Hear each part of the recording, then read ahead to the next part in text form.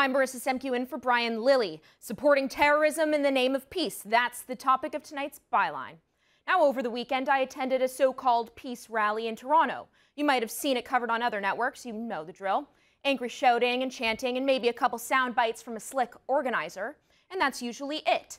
Rarely does the mainstream media actually engage with the rank and file to get a sense of what they, at their core, truly believe. Well, I did. I spoke to the protesters for hours on Saturday, and you won't believe what some of them told me, like this. Is Hamas a terrorist organization or not? No, they're not. When you are under occupation and you fight back, you are not a terrorist. Well, Gaza right now is under siege, and it has been under siege for over several years. Clearly, these protesters don't remember Israel dismantling all of its settlements in 2005 from the Gaza Strip, removing every soldier and settler from the region. Israel would prefer to have nothing to do with Gaza. Unfortunately, Gaza and its terrorist government Hamas want everything to do with Israel. One protester went on to say that she believes all this fighting we're hearing about is completely fabricated, and in fact, Hamas is innocent of any aggression. Is Hamas launching rockets into Israel right now? No, that's lies. It's a lie that there are no rockets being launched by Hamas into Israel. It's a lie. I don't believe those lies.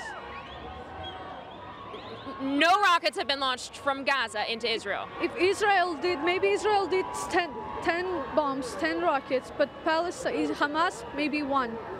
They are not killing innocent people. They are not killing Jews, but Israel does. But of course, look no further than this video right here, which clearly shows Hamas launching rockets at Israel. Heck, Hamas positively brags about launching rockets at the Zionists. Everyone knows Hamas started this latest round of fighting. In fact, this violent organization that so many at the protest said wasn't a terrorist group, well, their very own charter calls for the killing of Jews. Here's just one section that you might not have heard from the media party. Quote, "The prophet, prayer, and peace be upon him, said, the time will not come until Muslims will fight the Jews and kill them, until the Jews hide behind rockets and trees, which will cry, O Muslim, there is a Jew hiding behind me, come on and kill him." Yeah, not a terrorist group, just another political party, right? Hamas can be a partner in peace, I'm sure. Oh, but the death toll, they say, tells a different story. See, in their minds, a higher body count alone somehow dictates righteousness. Look at the death toll. The reports are now 300. It's a one-sided war where one died on one side and over 300 on the other side. It's not a war, it's a genocide. I'm sure this guy would be denouncing Hamas if more Israelis were being killed, right? First of all, we've seen what real genocide looks like, and it isn't this. To use the term genocide actually devalues the gravity of true genocides that happen. But beyond that, contrary to what you're told by the media party, we should not assume that all Palestinian deaths were innocent bystanders. Hamas is an armed terrorist group. They're not innocents. Of course, civilians have been killed in Gaza, and that is tragic. But isn't this a tragic consequence of Hamas hiding in schools, building their weapon bunkers underneath residential homes? Hamas actively encourages Gazans to ignore Israeli warnings and form human shields outside soon-to-be-destroyed buildings. They command civilians to protect their military infrastructure. I'm not kidding. Watch this video of a Hamas spokesman just a few days ago talking about the efficacy of their human shield policy. على النقطة الأخيرة دكتور، الناس يعودون إلى الأسلوب الذي حقق نجاحا كبيرا في فترة من الفترات، نتذكر فترة الشهيد نزار ريان رحمه الله. يعني هذا يدلل على طبيعة شعبنا الأصيل، شعبنا المجاهد الذي يحمي حقوقه ويحمي مساكنه بدمائه وصدور العارية. A Hamas spokesman reveling in the idea of martyrdom, but no one at the protest wanted to believe that. What do you make of sort of Hamas calling on its citizens to form human shields?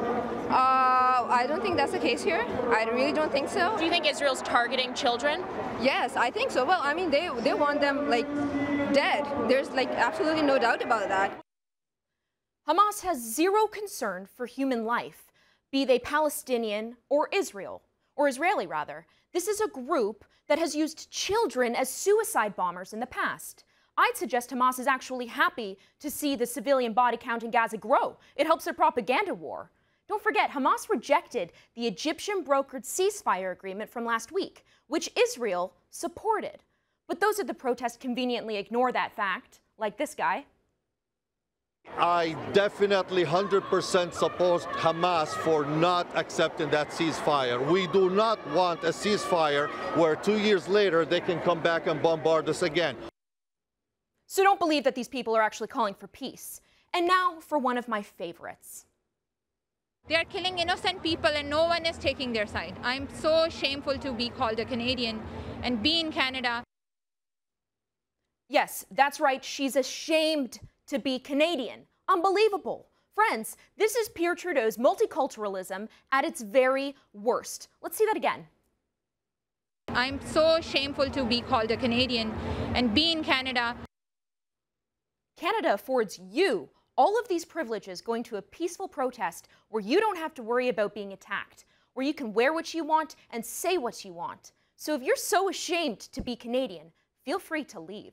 That's the side of the so-called peace movement that you won't see on other networks. And that's The Byline.